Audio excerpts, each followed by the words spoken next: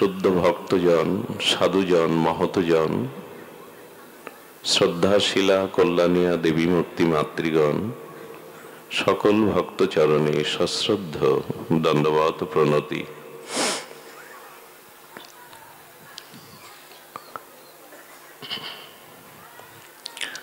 भगवान कपिल बोलছেন माता देवाहुति के, हे मातो आमादेर जे मन ए मन विषय अभिमुखी, যতদিন বিষয় অভিমুখী মনের গতি প্রকৃতি ততদিন আমাদের মুক্তি, আমাদের আত্ম সাক্ষাৎকার বা কল্যাণ সম্ভব নয়। মনের গতি বিষয় অভিমুখী থেকে ভগবত অভিমুখী করাটাই হলো যোগ, এটি সাধন। মনের গতি ভগবানের অভিমুখী হওয়াটাই হলো জীবের সাধন, জীবের মুক্তির পথ। দেখুন, মনই পুনঃ পুনঃ সংসারে আমাদের যেমন আবদ্ধ করে, মনই আবার এই জড় সংসার জড়া প্রকৃতি থেকে আমাদের মুক্তিও দেয়। একই চাবি দিয়ে তালাটি বদ্ধ করা যায়,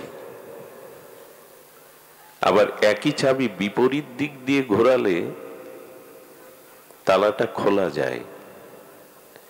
মনের গতি যদি সংসার অভিমুখী যায় তো জন্ম মৃত্যু জরা ব্যাধি এটি কোনো কালেই ঘুচবে না, এতে বদ্ধ হয়ে থাকতে হবে। মনের চাবি যদি ভগবত অভিমুখী যায় তবে আপনি মুক্ত হয়ে গেলেন। সংসারে সুখ নাই কথাটি বলা আছে, এই সংসারের একটি নাম দেয়া হয়েছে দুঃখালয়। সংসারের নাম ভগবান গীতাতে দিয়েছে দুঃখালয়, কিন্তু উপলব্ধি আসেনি যে সংসার দুঃখের ক্ষেত্র, দুঃখের জ্বালাময়, ভবমহা দাবাগ্নিময় এই সংসার। একটি ছেলে পিতার কাছ থেকে টাকা নিয়ে বাজারে আম কিনতে গেছে। আপনারা জানেন, কাষ্ঠ দিয়ে বা মাটি দিয়ে কিছু শিল্পী আছে আম, পেয়ারা, আপেল তৈরি করে রং চড়িয়ে দিয়ে বিক্রি করে। এগুলো খেলনা আম, খেলনা আপেল। মানুষ যাতে ভুল না করে ওখানে লেখা আছে নকল ফলের দোকান। ছেলেটা সাইনবোর্ডটা পড়েনি যেটা নকল ফলের দোকান। আমের অমৃত রস পান করবে বলে টাকা দিয়ে সেই খেলনা আমই কিনে এনেছে। তার ধারণা বাজারের জিনিস ধুয়ে পেতে হয়। জলের পাত্রে আমটাকে ধুতে গিয়ে দেখে রং উঠে গলে গিয়েছে, আমের স্বাদ নেওয়া হয়নি। ছেলেটা দোকানদারের কাছে গিয়ে বলছে, খেলনা মাটির আম কেন দিয়েছেন, এ তো আস্বাদন করা যায় না। বলে, তুমি হয়তো দেখনি, এখানে সাইনবোর্ডে লেখা রয়েছে এটা নকল ফলের দোকান। দেখতে আমের মতো, কিন্তু রস পাবে না, স্বাদ পাবে না। সংসার দেখাই সুখের মতো, এখানে আদতেও কোনো সুখ নেই। ভগবান নাম দিয়েছেন দুঃখের আলয়, আপনি আমি সুখের আলয় খুঁজছি সংসারে। এটি দুঃখের আলয়। কেন দুঃখ যদি প্রশ্ন করেন তো সেটির কারণ হলো আমরা মৃত্যুময় সর্পের মুখের মধ্যে গ্রাসে আছি। কোন প্রাণীকে যদি কোনো প্রাণী মুখগহ্বরে গ্রাস করে আত্মসাৎ করার জন্য, সে সুখে থাকে কি? মৃত্যুরূপ কালসর্প সর্বদা আমাদের মুখগহ্বরে রেখেছে। মৃত্যুময় কালসর্পের মুখগহ্বরের মধ্যেই আমরা। এতে মানুষ শান্তি পাবে কি করে? মৃত্যু কাল সর্পসম আমাদের গ্রাস করছে সর্বদা, এবং এই পৃথিবীর যা কিছু বস্তু, ব্যক্তি, পরিস্থিতি, কুটুম্ব, স্বজন,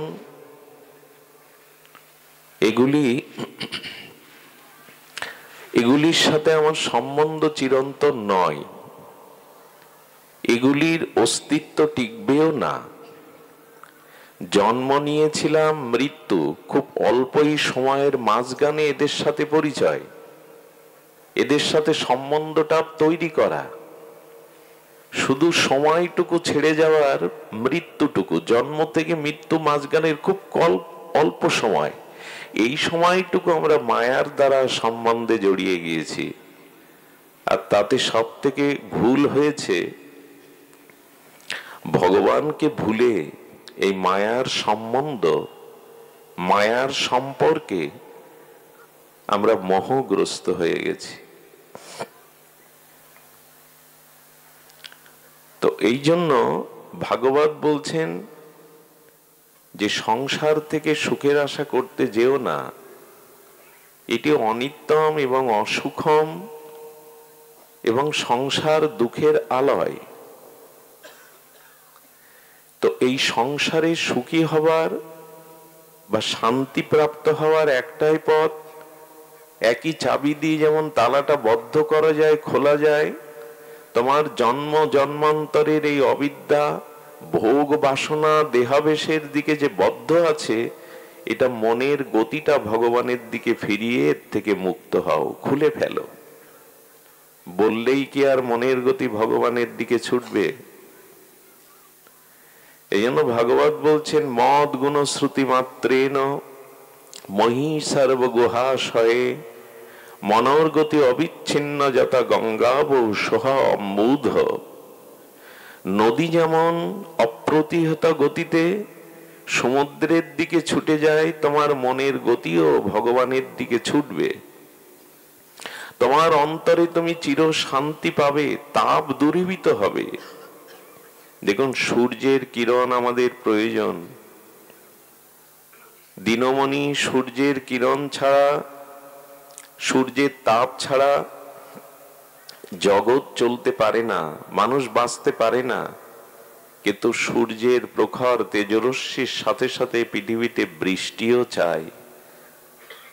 যদি বৃষ্টি পৃথিবীতে না নামে, ধরিত্রী শীতল না হয়, বৃক্ষরাজিগুলো যদি শীতল জলধারা না পায়, পৃথিবী মরুভূমি হয়ে যাবে। আমরা সেটা লক্ষ্যও করছি, বৃষ্টি কমে যাওয়ায়। বৃষ্টি খুব প্রয়োজন। তেমন আপনি বিদ্যা, ধন, জ্ঞান অর্জন করেছেন, জাগতিকভাবে অনেক জ্ঞানী আপনি, ধন, জন, বিদ্যা, পাণ্ডিত্য আছে আপনার, কিন্তু ভক্তিকে বৃষ্টির সাথে তুলনা করেছে। যদি ভক্তির বৃষ্টি আপনার জীবনে না আসে, তবে মরুভূমি হয়ে যাবে। শুধু জ্ঞান থেকে, বিদ্যা থেকে শান্তি পাওয়া যাবে না। আচ্ছা বলুন তো, যদি 10 বছর অনাবৃষ্টি হয়, ধরিত্রীর পরিবেশ স্বাভাবিক থাকবে? ধরিত্রীর পরিবেশ কি স্বাভাবিক থাকবে? থাকবে না। তদুপরি আমাদের জীবনে জ্ঞানের সাথে সাথে ভক্তির প্রয়োজন। ভক্তি বৃষ্টি স্বরূপ, শীতল করে। জ্ঞান হলো সূর্যের কিরণ, সেটি প্রয়োজন, কিন্তু ভক্তি হলো শীতল বর্ষা, বৃষ্টি। এই জন্য শুধু জ্ঞান নয়, ভাগবতের প্রতিপাদ্য বিষয় হলো ভক্তি। এই ভক্তি বৃষ্টি স্বরূপে ধরিত্রী যেমন শীতল করবে, বৃক্ষরাজিকে যেমন পল্লবিত করবে, প্রস্ফুটিত করবে, তেমনি তোমার জীবনে ভক্তি আসুক। আর এই ভক্তি আসবার উপায়, ভক্তির কেন্দ্রে আমাদের যেতে হবে। সেই ভক্তির কেন্দ্রের মহিমা আমাদের বলা আছে। সেটি হলো আগামীকাল নিত্যানন্দ আবির্ভাব জয়ন্তী। এই নিতাই চাঁদের আজ আমরা একটু চরণপাদ পদ্মে প্রণত হব। নিতাইয়ের অনন্ত মহামহিমা সিন্ধু থেকে বিন্দু আস্বাদন করব, যাতে অনুভব করতে পারব। মহাজন বলেছেন, সংসার সুখের মুখে তুলে দিয়ে ছাই। কথা মানতে পারবো তো আমরা? আমি মাঝে এক বুড়িমাকে বলছি, সংসার সুখের মুখে তুলে দিয়ে ছাই। উনি খুব রাগ করলেন, আমার প্রতি খুব কঠোর দৃষ্টি দিয়ে তাকালেন এই জন্য, সংসার সুখের মুখে কেউ ছাই দেয়? সংসার সুখের জন্যই তো সারা জীবনের চেষ্টা, পরিশ্রম। কথাটি তিনি মেনে নিতে পারেননি, কিন্তু কথাটি মহাজনের। সংসার সুখের মুখে তুলে দিয়ে ছাই, কথার মর্মার্থ হলো, সংসার মরীচিকার ন্যায় তুমি যতই সুখ খুঁজছ, এখানে সুখ নাই। সুখ নাই কারণ এটা মায়ার দ্বারা সুখের মতো দেখাচ্ছে, কিন্তু সংসারে প্রকৃত সুখ নাই। সুখ কোথায় আছে? নগরে মাগিয়া খাবো গাহিয়া নিতাই। মহাপ্রভুর সংসারে সুখ কম ছিল? ঘরে যার বধূ বিষ্ণুপ্রিয়া, যিনি ভারতের দিগ্বিজয়ী পণ্ডিতকে পরাস্ত করে নবদ্বীপের শ্রেষ্ঠ পাণ্ডিত্যের আসনে আসীন, ঘরে যার জগৎমাতা সচী মাতা, স্বয়ং ভগবান অবতীর্ণ হয়েছে শ্রীধাম নবদ্বীপে, সংসার সুখ তার সইল না। উনি নবদ্বীপের ঘাটে স্নান করতে গিয়ে যখন নিমাই একটু চঞ্চল চপল ছিল, অল্প বয়স, কিশোর বয়স, যৌবন উকি দিচ্ছে, সুরধনী গঙ্গায় যখন ঝাঁপ দিয়েছেন, তার অঙ্গের জল এক উপবিদধারী ব্রাহ্মণের গায়ে গিয়ে লেগেছে।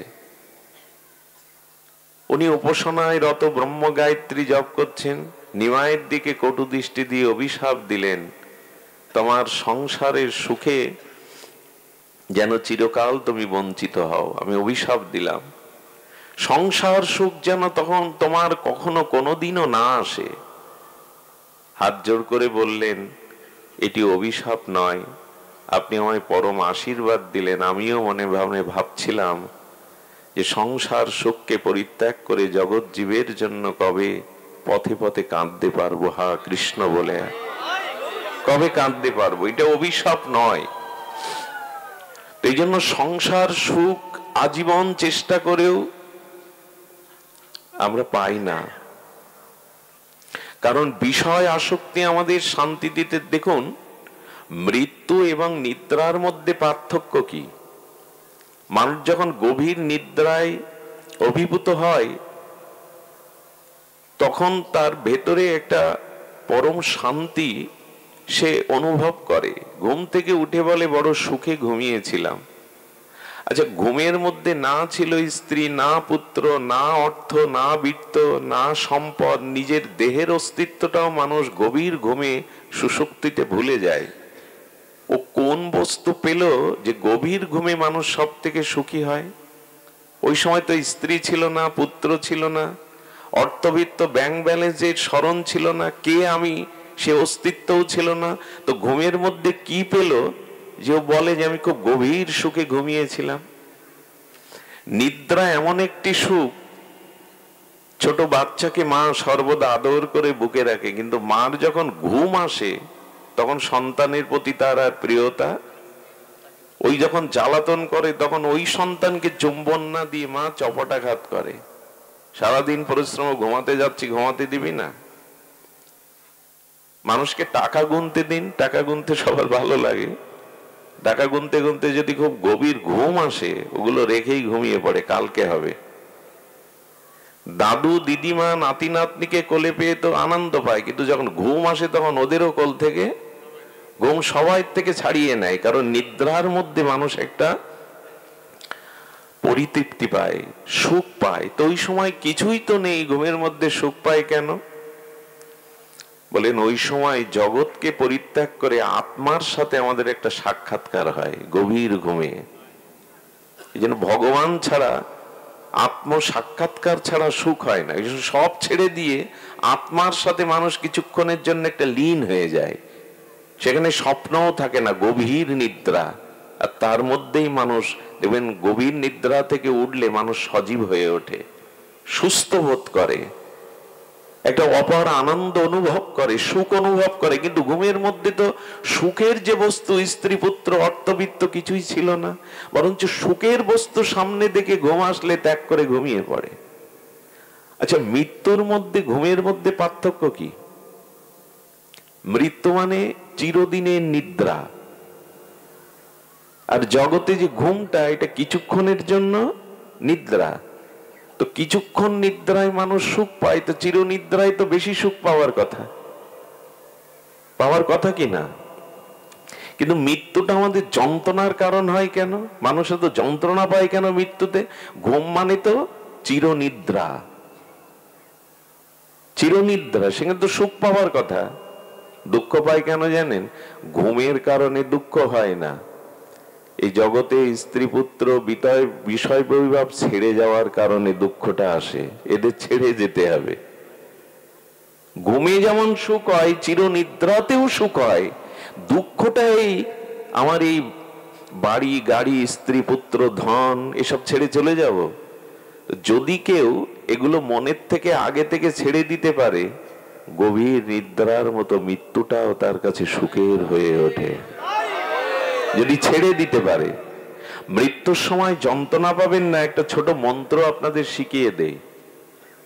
মন্ত্রটা ওং ক্লিং হ্রিং রিং, এরকম কঠিন কিছু না, সবাই বলতে পারবেন। এই মন্ত্রটা প্রতিদিন একবার করে একটু জপ করবেন। সেটি হলো, কিছুই আমার নয়। ঠিক ঠিক যদি মনের থেকে ভাবতে পারেন, মৃত্যুর সময় যন্ত্রণা পাবেন না। কিছুই আমার নয়। এই জন্য দান করতে হয়।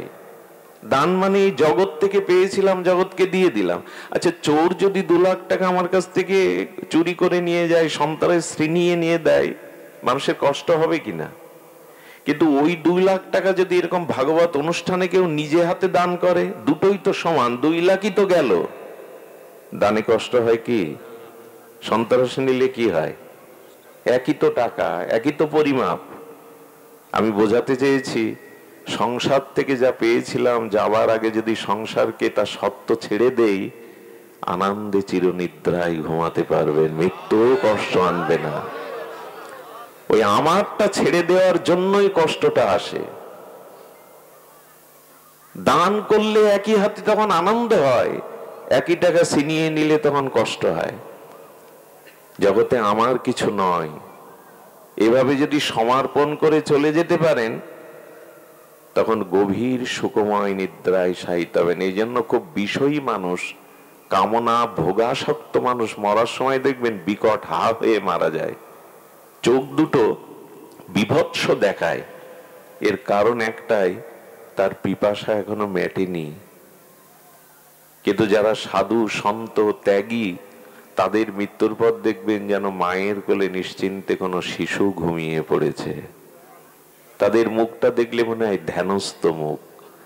অনেক আগে থেকে তারা এগুলি ছেড়ে দিয়েছে। আমরা এই যে এখন এই মাটিতে বসে এত কষ্ট করে দাঁড়িয়ে কিছুটা সুখ পাচ্ছেন, এখানে তো সব ছেড়ে দিয়ে আসছেন। তো ছেড়ে দেওয়া মানে ভগবানকে হৃদয়ে যদি স্থান দেওয়া যায়, এই কর্ণে যদি হরি কথা প্রবিষ্ট হয় ভগবানের লীলা, আর যদি সংসারকে ভাবতে পারি এই সংসার আমার নয়, সবকিছু দুদিদের জন্য পেয়েছি, আবার এই সত্য ছাড়তে হবে, এর কোনো কিছুই আমার নয়, এই ভাবনাটা আনলেই কেবল মানুষ মুক্তি পায়, শান্তি পায়। এই জন্য বললেন, হে মাতা, ফিরিয়ে দাও মনের গতিটা, ভগবানের দিকে ফিরিয়ে দাও। তো সেই গতি আমরা নিজের চেষ্টায় ফেরাতে পারবো না। এই শান্তির অভয় হলো আমাদের শ্রী নিত্যানন্দ প্রভুর একটু চরিত্র আলোকে, তার দিব্য অদ্ভুত অবধূত চরিত্র আজ আমরা সামান্য একটু শ্রবণ করব। শ্রী নিত্যানন্দ মহামহিমা বড় ব্যাপক, কে বর্ণনা করতে পারে?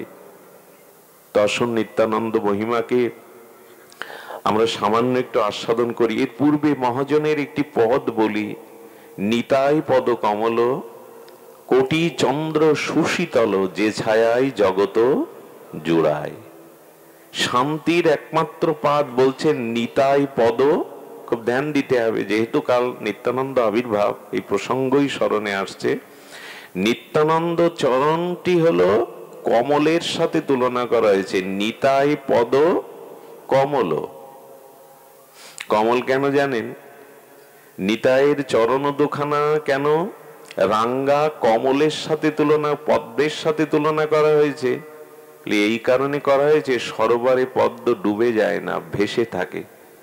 বরঞ্চ ওই ভাসমান প্রস্ফুটিত কমল দলে মধুপানের জন্য অলিকুল ব্যাকুল হয়ে রাগ গুঞ্জরিত হয়ে ভ্রমর এসে বসে। ভ্রমরও ডুবে যায় না, ভ্রমর ওই জলের সরোবরের উপরে প্রস্ফুটিত পদ্মের মধুপান করে। তেমন আমার নিতাই চাঁদ বলছেন, শাস্ত্র বলছেন, নিতাইয়ের চরণ দুখানা যারা হৃদ পাদপদ্মে ধারণ করেছেন, সংসার আর তাকে ডুবাবে না। পদ্ম যেমন সরোবরে ডুবে যায় না, ভেসে থাকে। যদি সংসার সাগরে বারবার জন্ম মৃত্যুতে ডুবতে না চাও, তাহলে ওই একটি চরণের দিকে দৃষ্টি দাও, নিতাই পদ কমল। ওই চরণে ভ্রমর এসে যেমন মধুপান করে, তেমনি ওই চরণের মধ্যে প্রেম মধু আছে, যা জীবনকে অমৃত করে দেবে। আসো নিতাই চরণ কমলে ভ্রমর হয়ে অনুরাগ নিয়ে বসো, ওখানেই আছে প্রেম মধু, ভক্তির মধু। লক্ষ্য করবেন, দূর থেকে অলিকুল মধুকর মৌমাছি গুঞ্জরিত রাগে মধু পেয়ে যায়, আর পদ্মের নালাতে বসে ওখানে ভেক বা ব্যাং, পদ্ম পাতার উপরে যে মাঝে মাঝে মাছি মশা এসে বসে না, ওগুলোই পায়।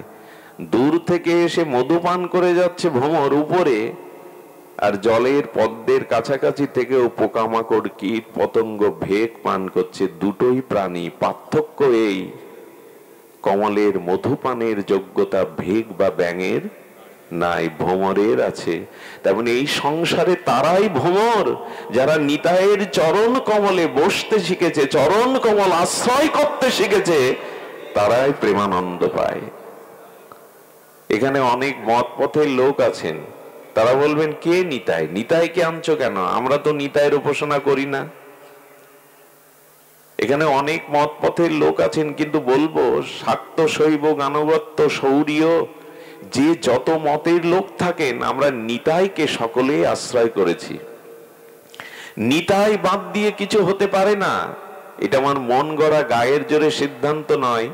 নিতাই হলো সমষ্টি গুরু। আর আমরা যে যে সম্প্রদায়, গুরুকে কেউ বাদ দিতে পারবেন? যে কোনো সম্প্রদায়। সনাতন ধর্মের শাক্ত শৈব গানবত্ত সৌরীয় বৈষ্ণবী এই পঞ্চধারা যে যত মত পথে থাকুক, গুরু বিনা কার কখনো প্রেম ভক্তি মুক্তি হতে? ভব সংসার পারের একমাত্র কান্ডারি শ্রী গুরুদেব প্রত্যেক মত পথে কিন্তু গুরু মানেন। শুধু প্রত্যেক মত পথ নয়, পৃথিবীর যত ধর্ম মত আছে সকলে গুরুকে স্বীকার করে। মুসলিম সম্প্রদায়ের মানুষজন, তারা সমষ্টি গুরু স্বীকার করে। সমষ্টি গুরু হলো তাদের হযরত মুহাম্মদ রসুল। তারা তাদের শাস্ত্রে বলছে যে রসুলকে মানে না, সে আল্লাহকে মানে না। সমষ্টি গুরু তাদের রসুল। খ্রিস্টানদের সমষ্টি গুরু হলো যিশু খ্রিস্ট। তাদের যে পাদ্রী আছে, দেখবেন ইমামদের পেছনেতেও নামাজ পড়তে হয়, তেমনি খ্রিস্টানদের যাজক যারা, তাদের পেছনেও তাদের উপাসনা করতে হয়। গুরু সকলের জন্য প্রয়োজন। এই জন্য সমস্ত সম্প্রদায় সনাতন ধর্ম গুরুবাদের উপরে প্রতিষ্ঠিত। গুরু বিনা ভব সংসার পার, গুরু বিনা মনের তিমির অন্ধকার দূর হতে পারে না। গুরু ছাড়া করুণা করবার মতো কেহ নেই। ভগবানের অসীম কৃপা মূর্তি, সমন্বিত করুণা মূর্তি নিয়ে গুরুদেব জগতে নেমে আসেন। এই জন্য কে গুরুকে স্বীকার করে না? এই আমাদের সম্প্রদায়ের গুরু, ইনি হলেন ব্যষ্টি গুরু, আর এই ব্যষ্টি গুরুর সমষ্টি হলো নিতাই চাঁদ। নিতাই হলো সমষ্টি গুরু। যে যে মতেই থাকেন, তার গুরুদেবের মধ্যেই নিত্যানন্দের প্রকাশ।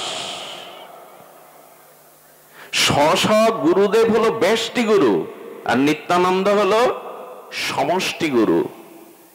একই সূর্যকে আমরা সকলেই মানি।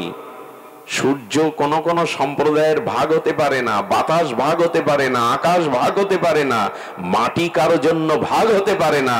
তেমন নিত্যানন্দ সমষ্টি গুরু তত্ত্ব, তিনিও ভাগ নন।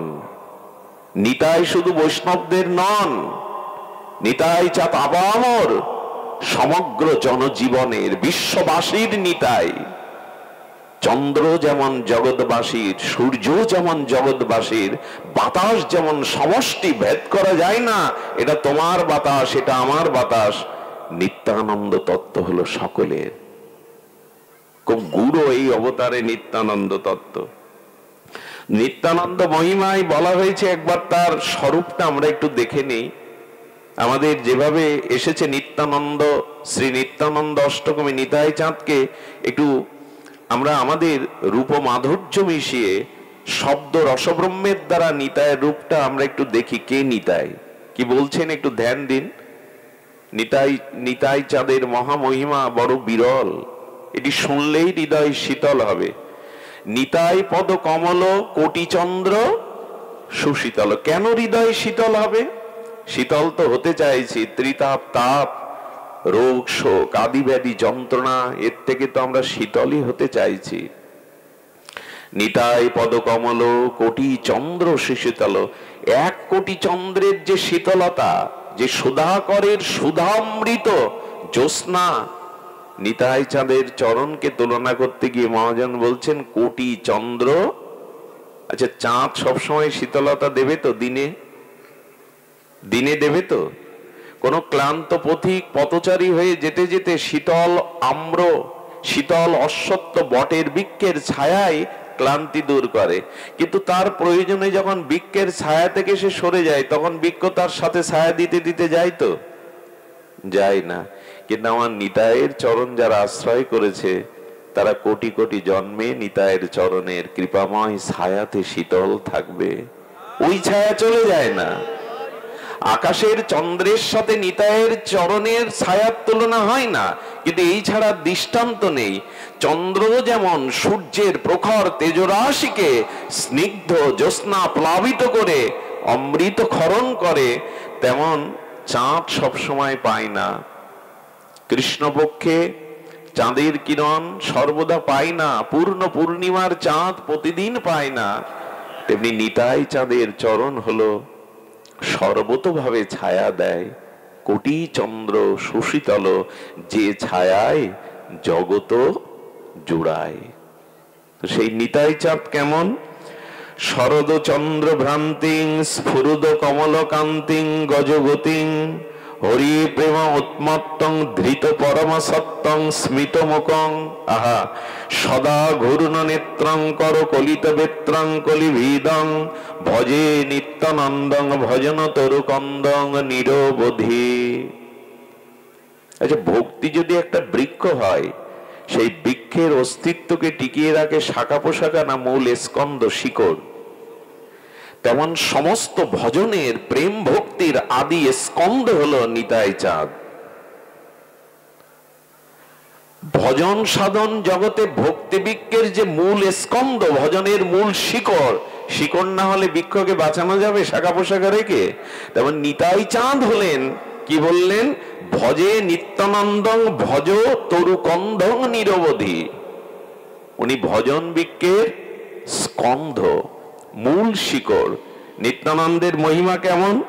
শারদ চন্দ্রের ভ্রান্তি, নিতাই চাঁদের যে অঙ্গজ্যোতি, সেই অঙ্গজ্যোতি শরতের পূর্ণ চন্দ্রের জ্যোতিকে লজ্জা পাইয়ে দেয়। এই শব্দগুলো আমাদের সবার মনে ধরবে না, তো একটু ধ্যান দিয়ে শুনুন। অনেক রাতে পৌঁছেছি, ধৈর্যচ্যুতি হতে পারে, তবে একটু শান্ত। নিতাই চাঁদের মহিমা আমরা সবসময় আস্বাদনের সুযোগ পাই না। আগামীকাল 522তম নিত্যানন্দ আবির্ভাব তিথি, 522তম মনে হয়, 52, ভুল হলো একটু, 552তম প্রভু নিত্যানন্দের আবির্ভাব তিথি আগামীকাল দুপুরে মধ্যাহ্নে অভিষেক। এই জন্য নিত্যানন্দ তত্ত্বকে আমরা সামান্য একটু অবলোকন করি। বলছেন শারদচন্দ্র ভ্রান্তি, নিত্যানন্দের প্রেমময় তনুর যে জ্যোতি ছটা, সেটা পূর্ণ শারদচন্দ্রের জ্যোতিকে ম্লান করে দিয়েছে। 20 পাওয়ারের বাল্বের পাশে 500 পাওয়ারের বাল্ব জ্বালিয়ে দিই, ওই যে 500 পাওয়ারের তীব্র জ্যোতিটা স্বল্প পাওয়ারের যে জ্যোতিটা গ্রাস করে নেয়। তবে নিতাই চন্দ্রের প্রেমতনু অঙ্গ ছটা যেন শরতের চন্দ্রকেও ভ্রান্তি করে দিয়েছে। স্ফুরিত নির্মল কান্তি, সমস্ত অঙ্গে প্রেমময়, প্রেম দিয়ে গড়া, তো প্রেম দিয়ে গড়া নিত্যানন্দের অঙ্গখানি নির্মল কান্তি শরৎচন্দ্রকেও ভ্রান্ত করে দিয়েছে। আর কি বলেছেন না, মত্ত গজমতি মহাসুর। নিত্যানন্দ যখন গমন করেন, চলেন, সেই চলটা গজ গতি, গজ মানে হস্তি। দেখবেন পৃথিবীতে যত প্রাণী আছে সব থেকে মস্তিতে হাঁটে হস্তি। হস্তি বা হাতি যখন হেঁটে যায় দেখবেন খুব মস্তিতে হেঁটে যায়, কোনো দিকে না তাকিয়ে বেশ ভঙ্গিমায় হেঁটে যায়। নিত্যানন্দ প্রেমেও আবেশে সেই শারদ ভ্রান্তি কান্তি নিয়ে নির্মল কান্তি স্ফুরিত হয়ে যেন গজগতির চলনে চলেছেন নিতাই। আর কি হরিপ্রেমে মহামত্ত। কাউকে যদি মদ পান করানো হয়, অধিক পরিমাণে করানো হয়, তখন মদে মদমত্ত হয়ে সে টলতে থাকে না, মদ আবেশে মদমত্ত হয়ে টলতে থাকে। তো নিত্যানন্দও যেন প্রেমে টলছে। কোন মদ পান করেছেন? গৌর প্রেম, যুগল প্রেমের মদে মত্ত হয়ে নিতাই যেন মদমত্ত হয়ে চলেছেন প্রেমে। হরি প্রেমে মহামত্ত, হরি প্রেমে মত্ত হওয়াটাই তো জীবনের সার্থকতা। জগতের বিষয় বাসনার মদে মত্ত হয়ে লাভ কি? ও নেশা কিছুক্ষণ পরে চলে যাবে, রোগ আসবে, ক্লান্তি আসবে, কিন্তু প্রেমে যদি কেউ মেতে উঠতে পারে ক্লান্তি আসবে না, জরা ব্যাধি শোক আসবে না। হরি প্রেমে মদমত্ত নিতাই। আর কি করেছেন? গৃহীত পরম সত্য, এই অনন্ত বিশ্ব ব্রহ্মাণ্ডকে ধারণ করে আছেন নিতাই চাঁদ। বলবেন কি মন গড়া গল্প শোনাচ্ছ? গল্প নয়, মুদ্রার এপিট ওপিট। তেমন ব্রজেন্দ্র নন্দন যেই শচীসুত হইল, সেই মহাপ্রভুকে ব্রজের নন্দন কৃষ্ণই শচীসুত গৌর হলেন, বলরাম হইল নিতাই। লক্ষণ ত্রেতার দাপরে বলরাম, তিনি কলিতে নিত্যানন্দ। যিনি লক্ষণ, যিনি বলদেব, তিনি এবার শ্রী নিত্যানন্দ মূরতিতে এসেছেন। এই নিতাই হলো মূল নিত্যানন্দের। এবং আমাদের বলদেবের তত্ত্ব কি না, মূল অংশী যিনি, যিনি অনন্ত ব্রহ্মাণ্ডকে সৃজন করেন, ধারণ করেন, পালন করেন।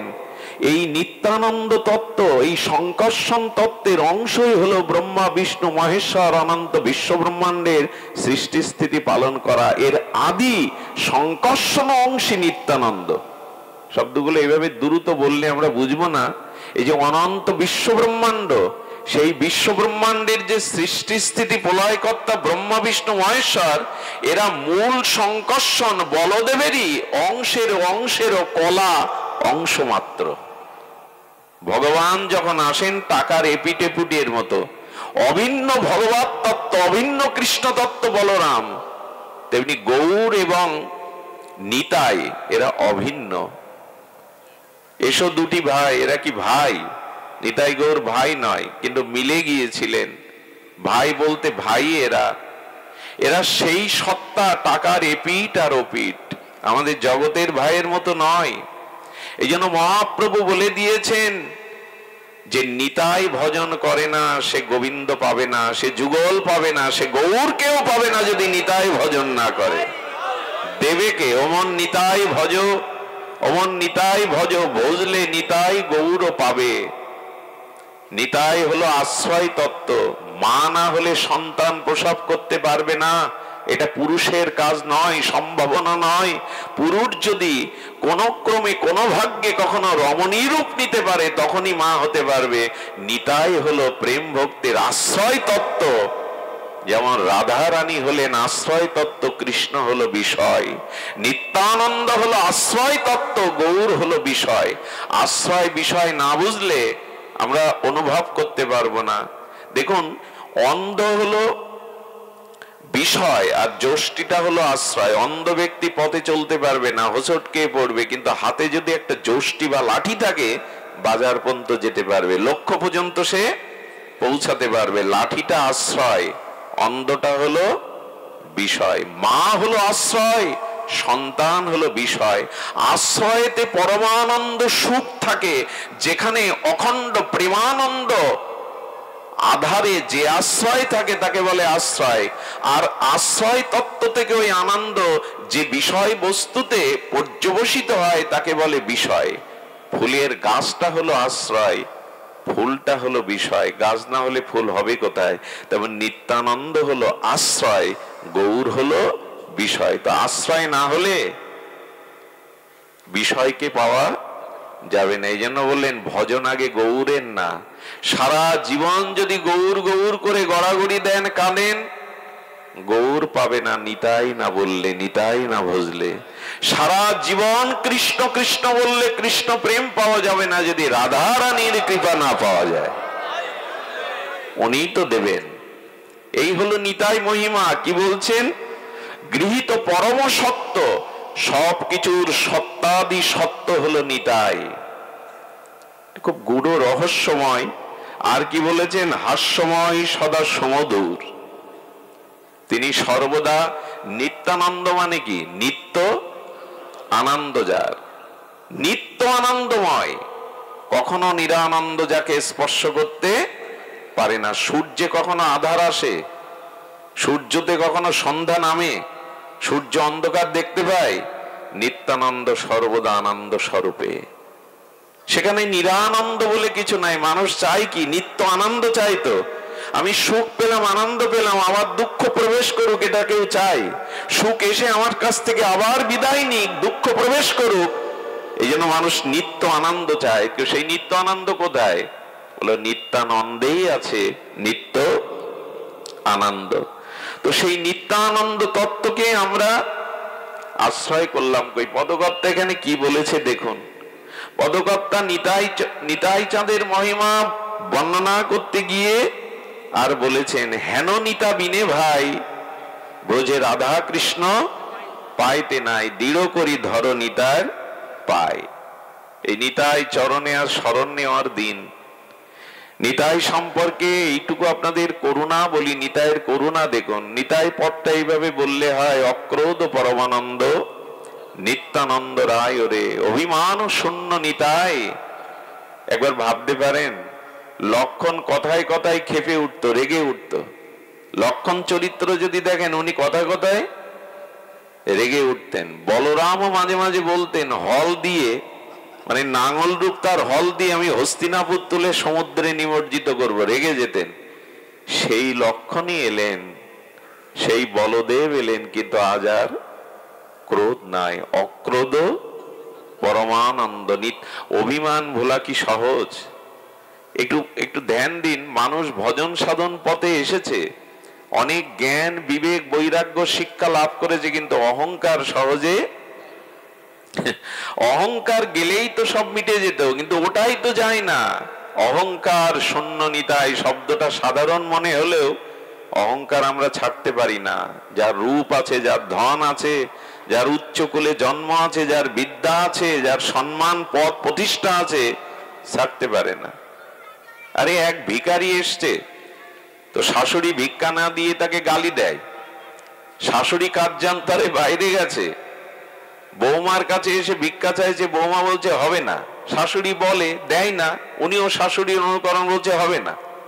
ফিরে আসতে গিয়ে শাশুড়ির সাথে দেখা, ভিখারি বলছেন, আজও গিয়েছিলাম বুড়িমা, ওই তোমার মতো গালি দিয়ে ফিরিয়ে দিল। বলে তুমি আমার সাথে এসে তো ফিরাবে কেন?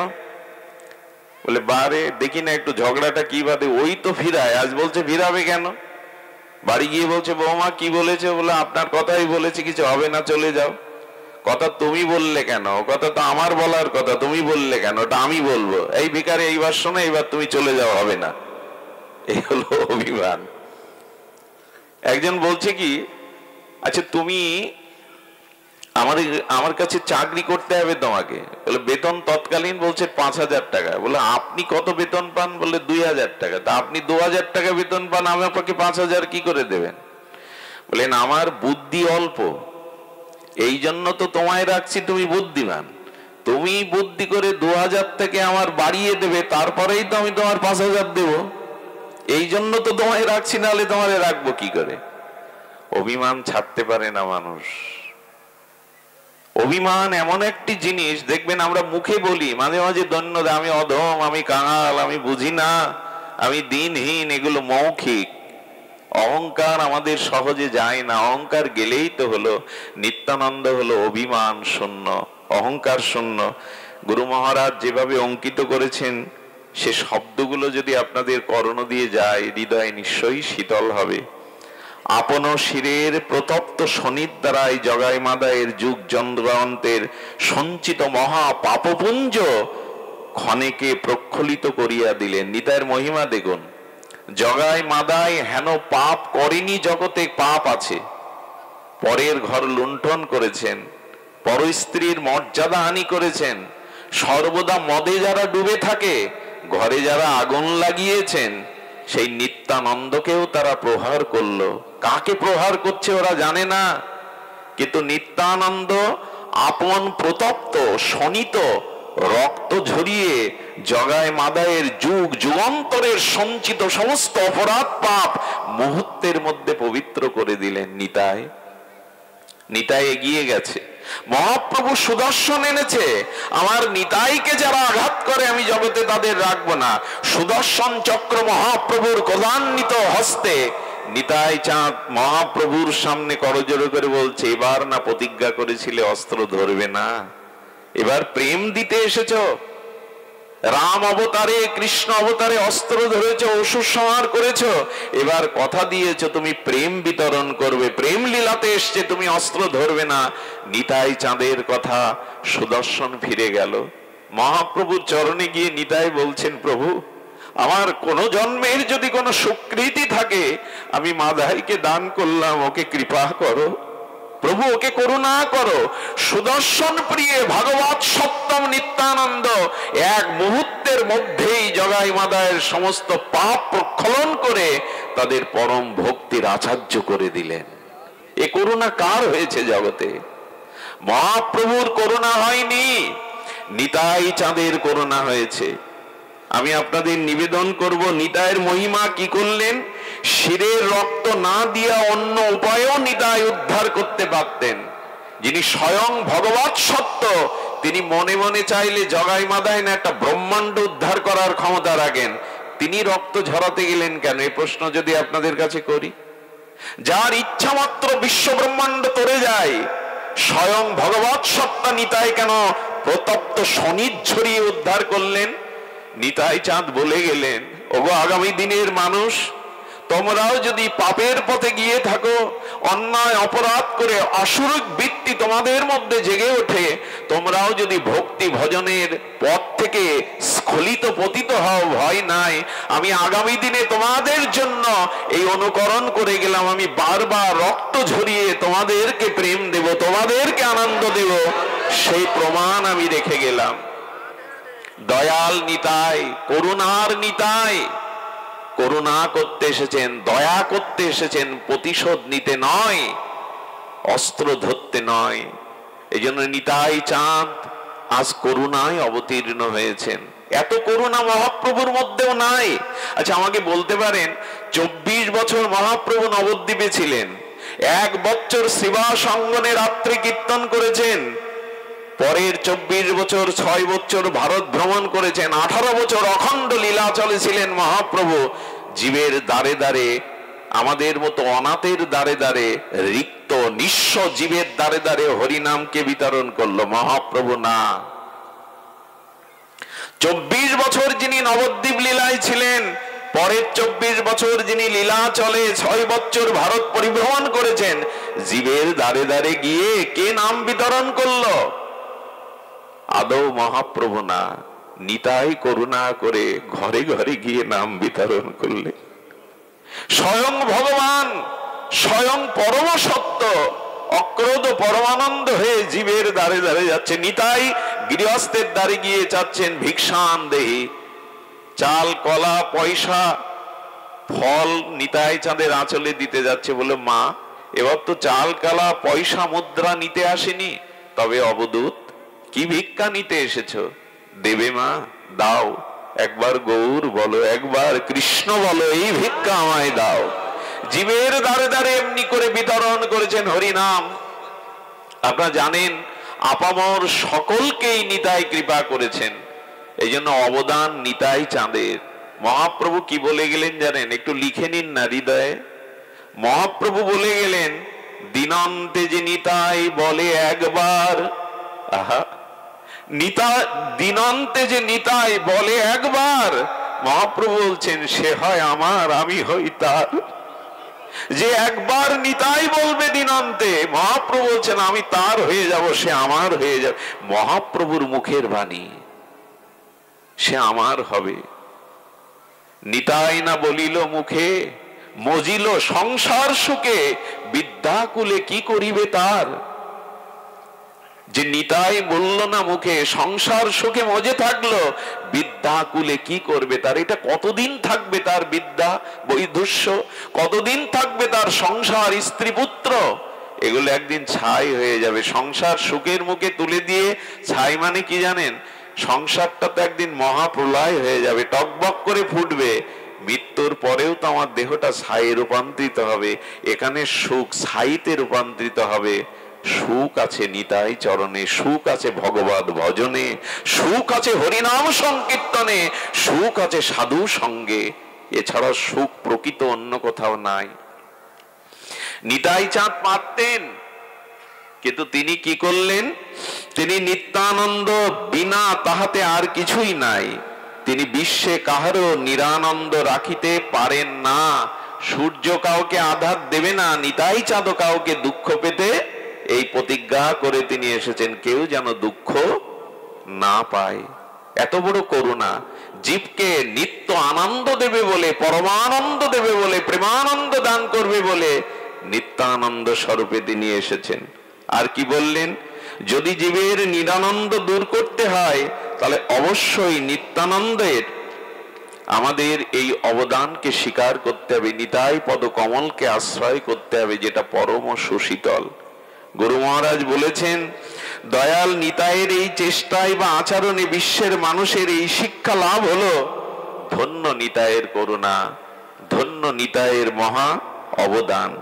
শুধু ভক্তমণ্ডলী, নিতাই চাঁদের মহা মহিমা যদি ব্যক্ত করতে হয়, তবে চলুন মহাপ্রভুর মুখে শুনি।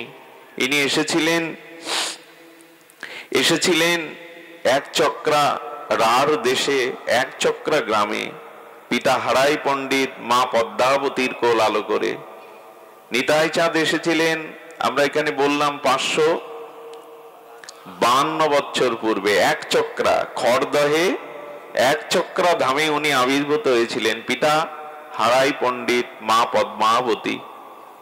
নিতাইয়ের ছোটবেলা থেকেই তার ভাবের আবেশ এসেছিল, এবং এই নিতাই চাঁদ খুব অল্প বয়সেই তিনি সংসার পরিত্যাগ করে পরিবহনে গিয়েছেন। নিতাই চাঁদের মহামহিমা দেখুন। শিশুকালের একটি ঘটনা স্মরণে এলো। উনি খেলা করছেন, সহপাঠীদের নিয়ে খেলা করছেন, সেই লঙ্কার যুদ্ধ।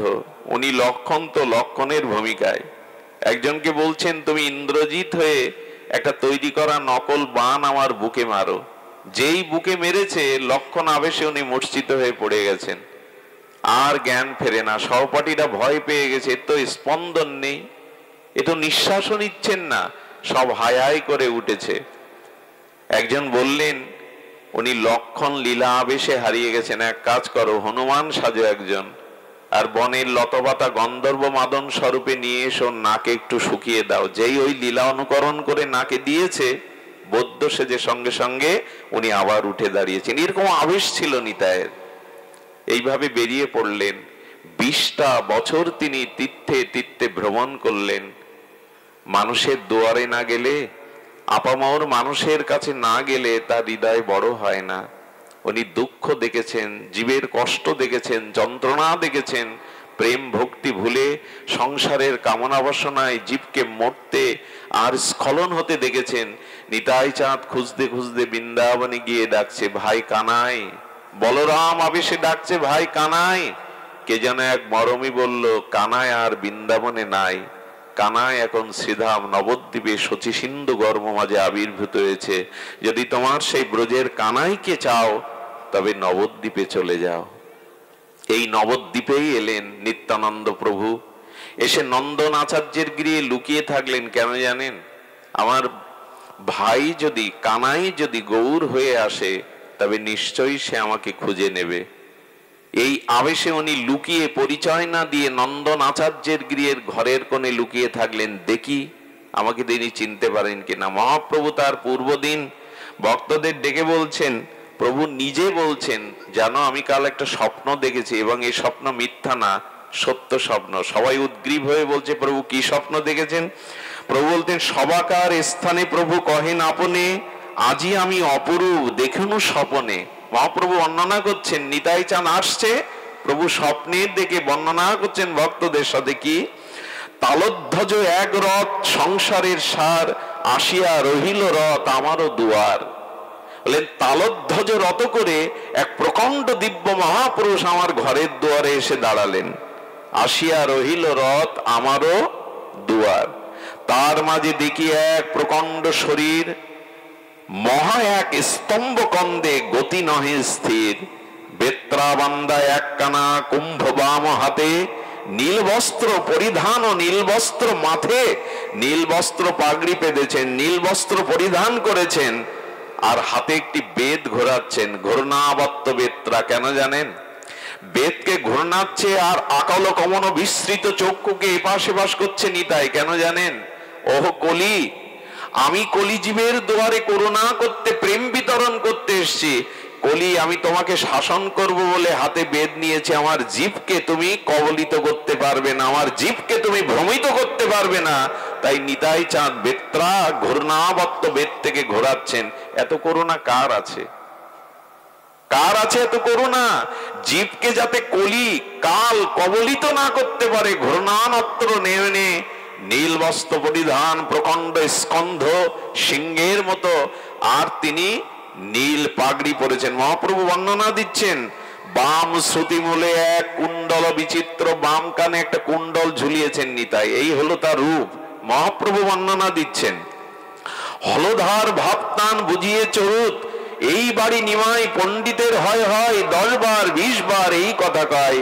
মহাবদূত বেশ পরম প্রচন্ড, আর কবু নাহি দেখি এমন উদ্যত্ত। দেখিয়া সম্ভ্রম বড় পাইলাম আমি, জিজ্ঞাসিল আমি কোন মহাজন তুমি। হাসিয়া আমারে বলে, এই ভাই হয়, তোমার আমার কালী হবে পরিচয়। মহাপ্রভু স্বপ্নে বলছেন নিতাই আসার আগের দিন। পরের দিন ভক্তদের মিলিত হয়ে বলছেন, মহাপুরুষ নবদ্বীপে এসেছে, তোমরা তাকে কীর্তন করে নিয়ে এসো।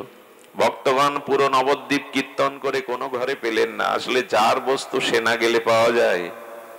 নিতাই তো গৌরেরই, গৌর তো নিতাইয়েরই। এই জন্য মহাপ্রভু কীর্তন রঙ্গ সামনে গেলেন। নন্দন আচার্যের গৃহে গিয়ে ঘরের ভিতরে প্রভু যখন প্রবেশ করলেন, এই নিতাইয়ের সাথে প্রথম মহাপ্রভু সাক্ষাৎ। একটু ধ্যান দিয়ে শুনুন। আমরা এই কথা বলবার সুযোগ বছরে 1-2 বার পাই। নিত্যানন্দ মহাপ্রভুর চোখের দিকে তাকাচ্ছেন, আর তাদের মুখে কোনো ভাষা নেই, কারণ তারা দুজন অনুভূতির রাজ্যে হারিয়ে গেছেন। একই সত্তা তো। অনুভূতির রাজ্যে অপলক নয়নে 4 চোখ যেন 2 চোখের মিলন হয়ে গেল। অনেক কথা হয়ে গেল, কোনো কথা হচ্ছে না। প্রথম কথা হলো, আমার সেই ভাই কানাই এই, আচ্ছা সেই কালো বরণ কোথায় গেল? সেই মুখের ওষ্ঠকোণে অধরামৃতে হাসি কোথায় গেল? হাতে তার বাঁশি কোথায় গেল? কানাই তো চঞ্চল ছিল, গোষ্ঠে দৌড়াদৌড়ি করতো, সকাদের সাথে খেলতো। এখানে এত স্থির, একে আমার সেই কানাই? যখন এই সব প্রশ্ন নিত্যানন্দের মনে উঠছে, তখন মহাপ্রভু মনে মনে উত্তর দিচ্ছেন। কি উত্তর জানেন? ব্রজে খেলেছিলাম আমি দৌড়াদৌড়ি নিতাই, আমার ব্রজের খেলা ছিল দৌড়াদৌড়ি। কলিতে শেখালা হয়েছে আমায় ধোলায় গড়াগড়ি। আমি ব্রজে দৌড়াদৌড়ি খেলেছিলাম সকা সঙ্গে, কলিতে শেখালা আমার দৌড়ানো নাই গড়া। প্রভু গড়াগড়ি দিচ্ছ কেন? বলে ধুলায় গড়াগড়ি দিয়ে আচরণ না করলে ভক্তরা ধুলায় গড়াবে না, প্রেমে আবিষ্ট হয়ে ধুলা মাখবে না, এই জন্য আমি ধুলায় গড়িয়ে যাচ্ছি। দৌড়ালে জীব আমাকে পাবে না, ধুলায় যিনি গড়ান অন্ধ মানুষও তাকে পায়। আচ্ছা, তোমার বাঁশি আর হাসি কোথায় গেল? নিতাই বলছে তোমার বাঁশি আর হাসি কোথায় গেল? ধ্যান দিয়ে শুনুন, মহাপ্রভুর প্রশ্নের উত্তর দিচ্ছেন। দাপারে খেলেছিলাম, দাপারে অধরে ছিল মুরলী বাঁশি, কলিতে তাহাই হয়েছে আমার নয়নের প্রেমাস্ত্র রাশি। আমি বাঁশি আর হাসিকে এবার চোখের জলের রাশি করে এনেছি। নিজে না কাঁদলে তো অন্যকে কাঁদানো যাবে না, তাই এবার বাঁশি ধরিনি, ঠোঁটের কোণে হাসি নাই, আমি অশ্রু রাশি এনেছি জীবকে কাঁদাবো বলে, জীবকে কৃষ্ণ বলাবো বলে। নিতাই চাঁদের এই প্রশ্নের উত্তর দিচ্ছেন। মহাপ্রভুর সাথে নিতাই চাঁদের মিলন হলো, এই শুরু হলো নবদ্বীপের এই দুই ভাইয়ের প্রেম বিতরণ লীলা, করুণার বিতরণ লীলা। নিতাই গৌর এই নামটি শুধু নাম নয়, এই কলিহত জীবের আজকের যে সারা বিশ্বে হরিনাম প্রচার হচ্ছে, যে মত পথি থাকে দেখবেন কীর্তন কেউ বাদ দিতে পারবে না এই যুগে। সে খোল করতাল আর যা বাজাক, কাসর ঘন্টা যা বাজাক, কীর্তনই ধর্ম এই কলি যুগে। কিন্তু কীর্তন কে আনলো? মহাপ্রভু যখন নবদ্বীপে কীর্তন শুরু করেছেন, ব্রাহ্মণ সমাজ পণ্ডিত সমাজ মেনে নেয়নি যে আমরা কি বেদ পড়িনি, আমরা কি উপনিষদ বেদান্ত পড়িনি, নেচে গিয়ে কখনো ধর্ম হয় না, নেচে গিয়ে কখনো ভগবত ভজন হয় না, এটা বেদে নাই। এক ঘরে করে দিয়েছিল অদ্বৈত প্রভুকে, নিত্যানন্দ প্রভুকে। মহাপ্রভুকেও কম জ্বালাতন সহ্য করতে হয়নি। নিমাই সনাতন ধর্ম সারে খারে দেবে, নেচে গিয়ে ধর্ম হয়, উচ্চস্বরে নাম করে ধর্ম হয়।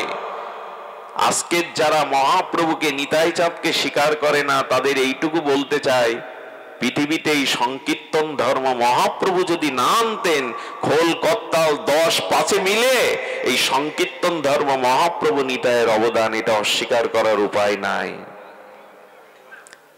আজকে যে আমরা মঠ মন্দিরে যে কোনো সম্প্রদায় কীর্তন দেখি, এই কীর্তনটা নিতাই চাঁদের মহাপ্রভুর অবদান।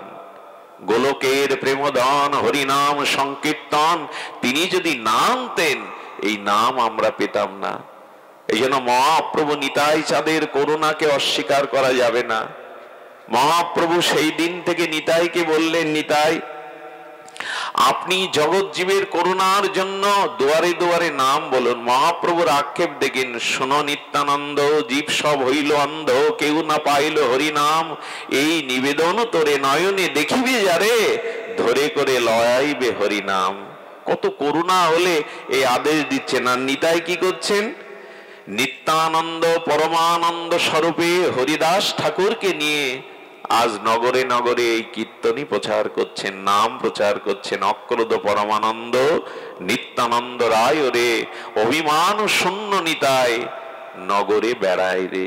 এই পদে মহাজন বলছেন, এই দেখো নিতাই, নিতাই নিত্যানন্দ স্বরূপে গুরু মহারাজ আস্বাদনে বলেছেন, নামে নিত্যানন্দ তুমি, রূপে নিত্যানন্দ, এই তুমি নিত্যানন্দ রাম মূর্তিমন্ত। নিত্যানন্দ পর্যটন ভোজন ব্যবহার, নিত্যানন্দ বিনা কিছু নাহিক তোমার, তোমার বুঝিতে শক্তি মানুষের কথা, পরম সুসত্য তুমি, তুমি যথা কৃষ্ণ তথা। মা বললেন, তোমার তত্ত্ব কে বুঝবে নিতাই? তুমি আর কৃষ্ণ, তুমি যেথা কৃষ্ণ সেটা। নিত্য আনন্দময় কেমন জানেন? নিত্যানন্দ একদিন শচীর আঙিনায় এসে কীর্তন করছে, ভজ শ্রীকৃষ্ণ কহ কৃষ্ণ লহ কৃষ্ণের নাম। কীর্তন প্রেমানন্দ নিত্যানন্দের বসন খুলে পড়ল। শচীমা আছে ঘরে, বিষ্ণুপ্রিয়া আছে। মহাপ্রভু দূর থেকে কেঁদে ফেলেছেন, নিতাই হরিনামে এত আবেশ, বসন খুলে গেছে, নিত্য আনন্দময় প্রেমানন্দে নিতাইয়ের খাল নাই। মহাপ্রভু গায়ের উন্নি বস্ত্রটি নিয়ে নিতাইয়ের অঙ্গটা ঢেকে দিলেন। মহাপ্রভু কাঁদছেন, এত প্রেম নামে, নামে দেহাবেশ ভুলে গেছে। যার নামানন্দে শিব বসনও না জানে। মাঝে মাঝে ভগবান শঙ্কর রাম নাম করতে করতে তার বসনও খুলে ফেলতো। মদমাতাল মদ খেতে খেতে যেমন অঙ্গের ভূষণ কখন খুলে পড়ে বসন সে জানে না, তেমনি নিত্য প্রেমানন্দময় নিত্যানন্দের বসন খুলে গেছে। মহাপ্রভু এই প্রেম দেখে কি করেছে জানেন? নিতাই চাঁদের চরণকে বললেন, শ্রীপাদ আপনার চরণ দিন তো। খিলখিল করে হাসছেন আর নিতাই চরণ বাড়িয়ে দিলেন। মহাপ্রভু চরণ প্রক্ষালন করলেন। সেই প্রক্ষালিত চরণ জল বললেন, হে ভক্তগণ, তোমরা কৃষ্ণ প্রেম চাও, রাধা প্রেম চাও, যুগল প্রেম চাও, ব্রজ প্রেম চাও, তো নিত্যানন্দের পাদদাগ পান করো। যেই না ভক্তগণ নিত্যানন্দের পাদদাগ পান করলেন, সকলের মধ্যে প্রেম ভক্তির উচ্ছ্বাস তরঙ্গে ভাসতে লাগলো। এই হলো নিতাই চাঁদের পাদদাগ।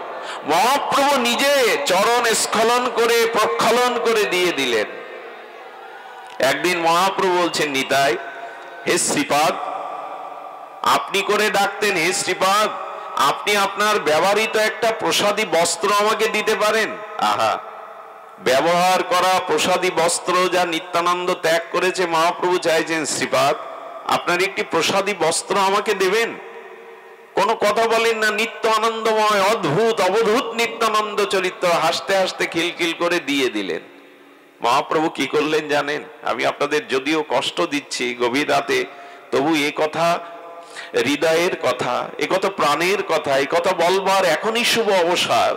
নিতাইয়ের করুণা দৃষ্টি যদি পড়ে, আমাদের আর কিছু অপ্রাপ্য থাকবে না। নিতাই চাঁদের প্রসাদী বসনটা মহাপ্রভু এরকম ছিঁড়ছেন, রাঙা কাপড়টা ছিঁড়ে ছিঁড়ে এরকম ছোট ছোট সুতো তৈরি করে বলছেন, ভক্তগণ, নিতাইয়ের বস্ত্রের মধ্যে ব্রজপ্রেম আছে, নেবে, কৃষ্ণ প্রেম আছে। এই কাপড় যে অঙ্গে হাতে মাথায় বাঁধবে, মুহূর্তেই তার কৃষ্ণ প্রেম হবে। কি ভাবা যায় কারো কাপড়ের মধ্যে প্রেম থাকে? নিতাইয়ের এত অদ্ভুত চরিত্র, ওই কাপড়ের সুতা করে যেই কপালে বাঁধলো, দক্ষিণ হস্তে বাঁধলো, সঙ্গে সঙ্গে প্রেমে আবেশ এসে গেল। মহাপ্রভু বললেন, শ্রীপাদ আপনার বস্ত্রের মধ্যেও প্রেম। এর ব্যাখ্যা কি গো? হ্যাঁ, এর ব্যাখ্যা হলো, কেউ যদি বিদ্যুৎ স্পষ্ট করে কাউকে, আপনার বিদ্যুৎ ধরা লাগবে না, যাকে বিদ্যুৎ স্পষ্ট করতে হয়ে আছে সেই ব্যক্তিকে আপনি ধরুন, বিদ্যুৎ ধরার মতো কাজ হবে। তো নিতাইয়ের এত প্রেম যে তার বস্ত্রের মধ্যেও অঙ্গে ছোঁয়ালে, তাহলে নিতাই বলে যারা কাঁদে, নিতাই চরণ যারা হৃদয়ে রেখেছে, তাদের কেন প্রেম হবে না? তাদের কেন প্রেম হবে না? নিতাই চাঁদের মহামহিমা শুনুন। শ্রীবাস অঙ্গনে কীর্তনে নিতাই চাঁদ যোগ দিয়েছেন। এসে দেখে বাইরের কলসিগুলো, ঘড়াগুলো জলে ভরা। শ্রীবাস, তুমি কীর্তন করো, মালিনী দেবী গৃহ অভ্যন্তরে থাকে, এই জলগুলো কে বয়ে আনে বৈষ্ণবদের চরণ সেবার জন্য, বৈষ্ণবদের পাদস্খলনের জন্য এই জলগুলো কে বয়ে আনে? আমার বাড়িতে একটা দাসী আছে প্রভু, সেই দাসী সে তো নিচু কুলো, মনে করে আমার যোগ্যতা নেই, তাই সাধুদের জন্য, আপনাদের জন্য দূর থেকে জল বয়ে বয়ে ঘড়ায় নিয়ে আসে। নিত্যানন্দের প্রেম হলো, বলল তার নাম কি, আনো তো আমার কাছে। যেই সামনে এসে অবনত, নিতাই চাঁদের সামনে যাওয়ার তো তার সাহস নেই, বাড়ির দাসী, ভক্তের বাড়ির দাসীরও মহিমা দেখুন। দাসীর দিকে তাকিয়ে নিত্যানন্দ প্রভু বলছেন, কি নাম তোমার? বলেন, প্রভু আমার নাম দুঃখী, দুঃখই আমার জীবন গড়া। নিত্যানন্দ বলছেন, তুমি দুঃখী নও, সাধুগুরু বৈষ্ণবের সেবা যে করে, মহাপ্রভুর সেবা যে করে, সে দুঃখী হতে হবে কেন? যারা মায়ার সেবা করে, যারা সংসারের মোহমায়ার সেবা করে, এরাই দুঃখী। মাথায় হাত দিয়ে বললেন, আজ থেকে আমি তোমার নাম করলাম সুখী, তুমি আজ থেকে চিরদিন কৃষ্ণ প্রেম পেয়ে সুখী হও। আচ্ছা, ওর তো কোনো সাধন ভজন ছিল না, সাধন ভজন কিছুই ছিল না, কিন্তু নিত্যানন্দ মুহূর্তে তাকে প্রেম দান করে সুখী নাম করলেন। নিতাইয়ের করুণা শুনবেন। একদিন মহাপ্রভু চর্বিত তাম্বুল পান সেবা করতে করতে মহাপ্রভু কি করেছেন? শ্রীবাসের ভাতস্পত্রী নারায়ণী বাল বিধবা, ছোটবেলায় বিধবা হয়েছিলেন, ওই প্রসাদ দিয়ে দিলেন নারায়ণীকে। যেই দিয়েছেন, প্রসাদ পেয়ে আনন্দে নিতাই চরণে প্রণাম করেছে। কি বলবো, নিতাই মস্তকে হাত দিয়ে বলছেন, পুত্রবতী ভব। এক বাল বিধবাকে নিতাই আশীর্বাদ করছেন, পুত্রবতী। হেসে তখন বলছেন নারায়ণী, প্রভু অভিশাপ কেন দিচ্ছেন? আমি বিধবা, আমার পুত্র জননী আমি কি করে হব? নিতাই চাঁদ খিলখিল করে এসে বললেন, আমি যখন আশীর্বাদ দিয়েছি তুমি পুত্রবতী হবে, যখন গর্ভ সঞ্চার হলো, এই হিন্দু সমাজ, হিন্দুদের কল্যাণ উন্নতি এরা নিজেদের স্বজাতি বিদ্বেষে চায় না। সে সময় মুসলিম শাসককে বলল, ঘরে কীর্তন করে আর বিধবা ভাতস্পুত্রী গর্ভবতী হয়েছে, বিচার করুন। হিন্দুরাই নালিশ করলো। চিন্তা করতে পারেন পরীক্ষা কম দিতে হয়। যখন নারায়ণীকে ডেকে নিয়ে আর শাসক বিচার করছেন, তুমি বিধবা, তোমার গর্ভের সন্তানের পরিচয় কি, পরিচয় দাও, না হলে দণ্ড দিতে হবে তোমাদের। শ্রীবাস ঠাকুর ভয়ে কাঁপছেন, কি উত্তর দেব আমি? ওর তো স্বামী নাই। এই সংবাদটা আগুনের মতো ছড়িয়ে পড়লো নিতাই চাঁদের কানে। উল্কার মতো নিতাই চাঁদ শুতে গিয়ে বজ্রমূর্তিতে দাঁড়ালেন। শাসককে বললেন, আপনি বিচারক, দণ্ডকর্তা, শাসন দিতে পারেন, কিন্তু আগুন নিয়ে খেলবেন না। ওর গর্ভে যে আছে আগুন নিয়ে খেলবেন না। বলে, কে তুমি? আগুন নিয়ে খেলবো? ওর গর্ভে আছে, বিধবার গর্ভে সন্তানের উত্তর দিন। বলেন, উত্তর শুনবেন তবে নিন। গর্ভের দিকে তাকিয়ে নিতাই চাঁদ বললেন, বেদস্তুতি করো। গর্ভের থেকে গুরু গম্ভীর কণ্ঠে বেদস্তুতি ভেসে আসতে থাকলো মহাপুরুষের কণ্ঠে। গর্ভ থেকেই বেদস্তুতি শুনে কাঁপছে সকলে। কে ওর মধ্যে? বলে, ওর মধ্যে দিব্য মহাপুরুষ কলির ব্যাস অবতার আসছেন, আগুন নিয়ে খেলতে যাবেন না। গর্ভের থেকে বেদস্তুতি শুনে শাসক নিচে দাঁড়িয়ে নিত্যানন্দের কাছে ক্ষমা চাইলেন। পালকি করে শ্মশান মানে নারায়ণীকে শ্রীবাসের ওখানে পাঠিয়ে বললেন, আর কেউ জবাব দিতে আসবে না, নেবেও না। নিত্যানন্দ বললেন, আগুন নিয়ে খেলবে না। এই নারায়ণীর গর্ভে জন্মেছিলেন কলির ব্যাস অবতার বৃন্দাবন দাস ঠাকুর, চৈতন্য ভাগবতের রচয়িতা। এই হলো নিতাই, যার একটি আশীর্বাদে বাল বিধবা নারায়ণীর গর্ভে স্বয়ং ব্যাসদেব আবির্ভূত হন।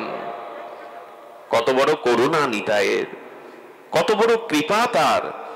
এই নিত্যানন্দ প্রভুর চরিত্র বড় বিচিত্র, বড় বৈচিত্র্যময়। নিতাইয়ের কথা আমরা কোন মুখে বলবো? এই জন্য নিরবধি বলিয়ে এই করে হুঙ্কার, মোর প্রভু নিমাই পণ্ডিত নদিয়ার। মহাপ্রভু যেমন নিতাইয়ের গুণগান করেন, নিতাইও তেমনি মহাপ্রভু ছাড়া জানেন না, মহাপ্রভু ছাড়া বোঝেনও না। এই গৌর গৌর বলাতে মহাপ্রভুর তিনি সমস্ত সমর্পিত করে দিলেন। শুনুন নিত্যানন্দের ত্যাগ।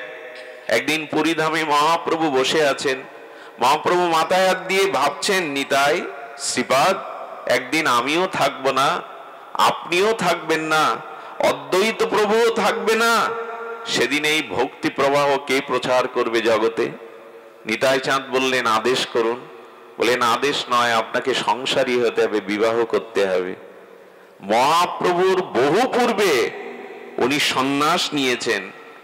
উনি সন্ন্যাস নিয়েছেন যেন মাথায় বজ্রপাত পড়লো, ফিরে যান, সংসারী হন। আজকে যারা বলে সংসার ত্যাগ করার কথা, এই দেখুন মহাপ্রভু নিতাইয়ের মতো অবধূত সন্ন্যাসীকেও সংসারে পাঠাচ্ছেন। নিতাই, আপনি যেদিন থাকবেন না, আমি যেদিন থাকবো না এই নরলীলাতে, অদ্বৈত আচার্য থাকবে না, সেদিন প্রেম ভক্তি কে প্রচার করবে?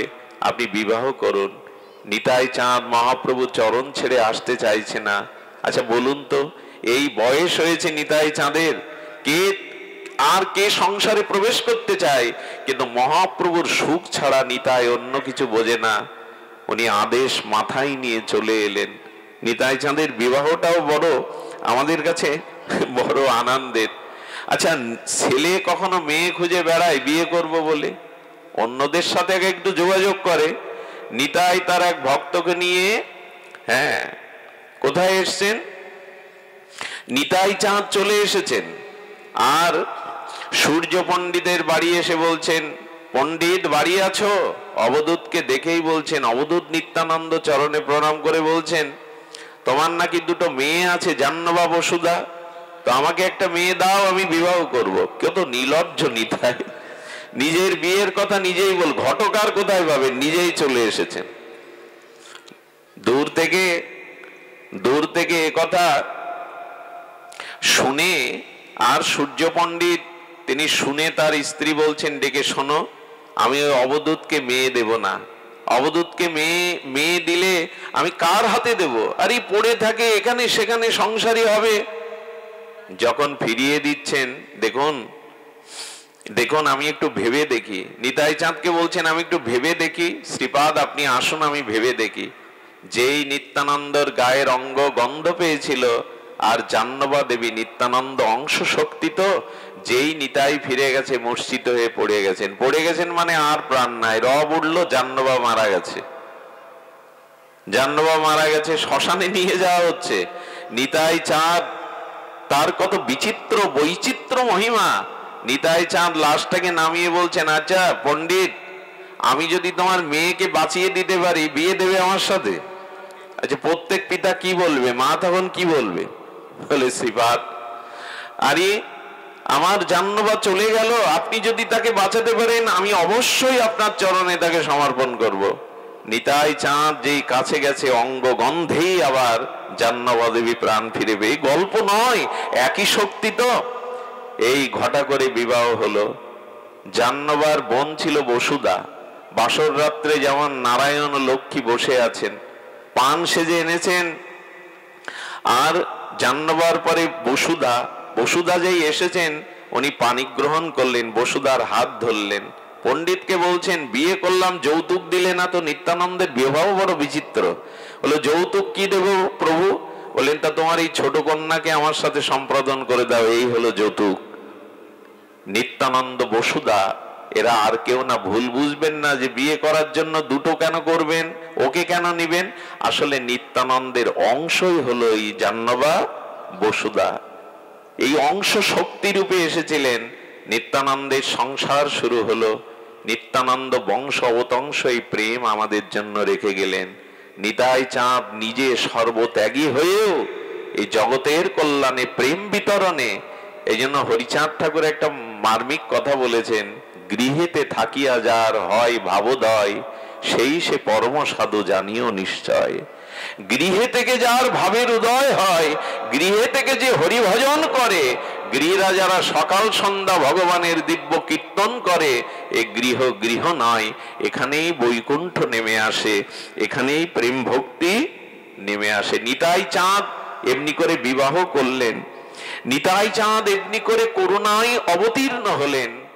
আমরা তাকে ভুলে যাই, আমরা মনে করি না এই দিনটা, কালকের দিনটা আমাদের তারই আবির্ভাব তিথি। আমি নিবেদন করব, যারা গৌড়ীয় বৈষ্ণব সম্প্রদায় ভুক্ত হয়েছেন, আগামীকাল দুপুরে পঞ্চামৃত ফলের নির্যার, যার যেটুকু না থাকে একটু জল দিয়ে একটু অগুরু চন্দন মিশ্রিত করে নিতাই চাঁদের অভিষেক করবেন। নিতাইয়ের করুণা ছাড়া এই জগতে আমরা কিছু পেতে পারি না। জয় জয় নিত্যানন্দ রোহিণী কমার, পতিত উদ্ধার লাগি দুবাহু পসার। গদ গদ মধুর মধুর আদো আদো বল, যারে দেখে তারে প্রেম ধরি দেই কোল। ডগমাগ লোচন ঘোচায় নিরন্তর, সোনার কমলে যেন প্রিয়া ভ্রমর। দয়ার ঠাকুর নিতাই পর দুঃখ জানে, হরিনামের মালা গাথি পরল জগজনে। হরিনামের মালা গেতে পড়াচ্ছেন। নিত্যানন্দ প্রেম বড় অদ্ভুত। আগেই আমরা বলেছি, জগাই মাদায়ের উদ্ধারের পেছনে ছিল নিতাইয়ের করুণা। আপামর জগৎ জীবকে তিনি, উদ্ধরণ দত্ত বণিক স্বর্ণ ব্যবসায়ী, সেই উদ্ধরণ দত্তের গৃহে 3 মাস থাকলেন নিত্যানন্দ। উদ্ধরণ দত্তকে প্রেম বিতরণ করলো। এই বাংলায় নিত্যানন্দের মহা অবদান ভোলার নয়। তিনি দুয়ারে দুয়ারে, দ্বারে দ্বারে এই প্রেম বিতরণ করে গেছেন। আমরা সমাপ্ত করব নিতাইয়ের সেই মহা সেই চিন্ময় তার সেই শ্লোকটি দিয়ে। তিনি কি বলছেন? মতিয়া সকল তন্ত্র, হরিনাম মহামন্ত্র, করে ধরি জীবেরে বুঝায়। চৈতন্য অগ্রজ নাম, ত্রিভুবনে অনুপাম, সুরধ্বনি তীরে করি থানা। হাট করি পরবন্ধ, রাজা হইল নিত্যানন্দ, পাষাণ দলন বীরসানা। রামাই সুপাত্র হইয়া রাজাজ্ঞা, চালাইয়া কোয়াতলে হইল হরিদাস। কৃষ্ণদাস এমনি করে সকলে মিলে পরিকরগণ নিত্যানন্দকে আশ্রয় করে এই জগতে প্রেম বিতরণ করেছিলেন। তাকে কি ভোলা যায়? সমষ্টি গুরু আর বেষ্টি গুরু নিত্যানন্দ, নিজের গুরুর মধ্যেই নিত্যানন্দের আবেশ, উনি গুরু তত্ত্ব, উনি আশ্রয় তত্ত্ব। আর এই কথাই বলতে বলতে আজ আমরা এখানে বিশ্রাম করব। নিতায়ের কৃপা বিনা ভাই ব্রজে রাধা কৃষ্ণ পাইতে নাই। এই যে মঞ্জুরি ভজন, এই যে সখী রূপে ভজন, এগুলি নিতাই হলো আদি। নিতায়ের কৃপা বিনা ব্রজে রাধা কৃষ্ণ পেতে নাই। পেতে নাই মানে পেলেও আস্বাদন হবে না। নিতায়ের করুণা ছাড়া রাধা কৃষ্ণের আস্বাদন হবে। সবশেষে ঠাকুর মশাই একটি পদ স্মরণে এলো, ধনমর নিত্যানন্দ, পতিমর গৌরচন্দ্র, প্রাণমর যুগল কিশোর। এই ভাষা বড় মর্ম স্পর্শী ভাষা। আচ্ছা, পৃথিবীতে ধন না থাকলে কেউ ভোগ করতে পারবে? অর্থ ঐশ্বর্য না থাকলে কোনো কিছু সুখের ভোগ সে করতে পারবে? পারবে না। তো তেমনি এই প্রেম রাজ্যে, এই ভজন রাজ্যে ধন হলো নিত্যানন্দ, অর্থাৎ প্রেম হলো নিত্যানন্দ। ধন ছাড়া যেমন বাড়ি গাড়ি সুখ ভোগ হবে না, এই জগতের যে জাগতিক সুখ, এটা ধন চাই, গাড়ি বাড়ি চাই, তো অর্থ চাই। তো ধনমর নিত্যানন্দ। কোন ধন? প্রেমধন হলো নিতাই। প্রেমধন না পেলে এই জগতে কেউ উপভোগ করতে পারবে না। আচ্ছা, পতিমর গৌরচন্দ্র, কোন সতীর কাছে ধন আছে, তো সেই ধন কাকে সেবা করবে? পতিকেই তো। সতীর একমাত্র সেবা কাকে? পতিকেই। পতিমর গৌর চন্দ্র। তো যদি ধন না থাকে, সতী নারী পতির সেবা করতে পারে না। তেমনি আমাদের পতি হলো গৌর, আর ধন হলো নিত্যানন্দ। সেই নিত্যানন্দ প্রেম ধনে, ভক্তি ধনে পতি গৌর চন্দ্রের সেবা করতে হবে। আর প্রাণমর যুগল কিশোর। এখন ধন আছে, পতিও আছে, কিন্তু পতির দেহে যদি প্রাণ না থাকে, মৃতকে ধন দিয়ে সেবা করা যাবে তো? তেমনি আমাদের প্রাণ হলো যুগল কিশোর রাধা মাধব। কি পদ রচনা করে গেছেন! ধনমর নিত্যানন্দ, পতিমর গৌরচন্দ্র, প্রাণমর যুগল কিশোর। এই তো নিতাই প্রেমধন। গৌর হলো আমাদের পতি, আর আমাদের প্রাণ হলো যুগল কিশোর। তাই নিতাই রূপ ধন না পেলে পতিরূপ গৌর সেবা হবে না। আর নিতাইয়ের কৃপা না হলে ব্রজে রাধা কৃষ্ণ সেবা আমরা কোনোদিনই পাবো না। প্রেমদাতা নিতাই, নামদাতা নিতাই। গোলকের প্রেমধন এই দান করলেন আমার নিতাই চাঁদ। করুণা করে তিনি আপামর সবাইকে এই করুণা করে দিলেন। মহাপ্রভু নিতাই চাঁদকে দিয়ে এই জগৎ কল্যাণে প্রেমদানে পাঠিয়েছিলেন। নিতাইয়ের চোখের জল, নিতাইয়ের ত্যাগ, এটি যেন আমরা ভুলে না যাই। আমাকে আগামীকাল মধ্যাহ্নে 12টায় একটু নিত্যানন্দ প্রভুকে স্মরণ করে অভিষেক করবেন। কালকের দিনটা নিতাই চাঁদের মহামহিমা যেন আমরা ভুলে না যাই। আজ এইটুকুই নিত্যানন্দ মহিমা আমরা যেটুকু আস্বাদন করলাম। আমি অবাক হয়েছি, জলির পাড় এরকম একটা প্রত্যন্ত অঞ্চলে আপনারা এত ভক্তজন এসেছেন, এটা দর্শন করে আমার চিত্ত আনন্দিত, প্রেমান্বিত। আমি ধন্য। একটা ভিক্ষা আজ আমি চাইবো আপনাদের কাছে। আমি পাঠ করে কখনো কারো কাছে দক্ষিণা চাইনি, আজও চাইনি। গত 35 বছরে কোনো দক্ষিণা নিয়ে আমি পাঠও করিনি। যেটুকু উদ্বৃত্ত, যেটুকু মানুষ দান দক্ষিণা দেয়, সেটা আমি কোন কাজে লাগাই, সেটা যদি কখনো যান আমাদের শ্রীমন্দিরে দেখে আসবেন। অর্থ নিয়ে পাঠ করার কথা আমার পিতা ঠাকুর নিষেধ করেছিলেন। কারো কাছে কখনো আমি অর্থের প্রসঙ্গ তোলেনি, কিন্তু আজ আমি চাইবো, আজ আমি আপনাদের কাছে দক্ষিণাই চাইবো। তবে সেই দক্ষিণা হলো কাল থেকে অন্তত একমালা হরিনাম করুন। এইটুকু দক্ষিণা আমি চাইতেই পারি। আর একটা অনুরোধ করব, একটু ঠাকুর ঘরে যদি কখনো পারেন, লোকের সামনে নয়, যদি ঠাকুর ঘরে গিয়ে একবার হরিনামে দুফোঁটা প্রেমশ্রু রাধা মাধবকে নিতাই গৌরকে দিতে পারেন, যদি দুফোঁটা প্রেমশ্রু আপনারা দিতে পারেন নিতাই গৌর চরণে, রাধা মাধবের চরণে, ইষ্ট চরণে, এইটুকুই দক্ষিণা আমি চাইতেই পারি আপনাদের কাছে। একটু হরিনাম করুন, আর একটু দুফোঁটা প্রেমশ্রু যুগল চরণে, নিতাই চরণে সমর্পিত করুন। এইটুকু দক্ষিণা প্রার্থনা করে যারা এই অনুষ্ঠানের আয়োজন করেছেন তারা ধন্য। আজকের এই পূজা উপলক্ষে এই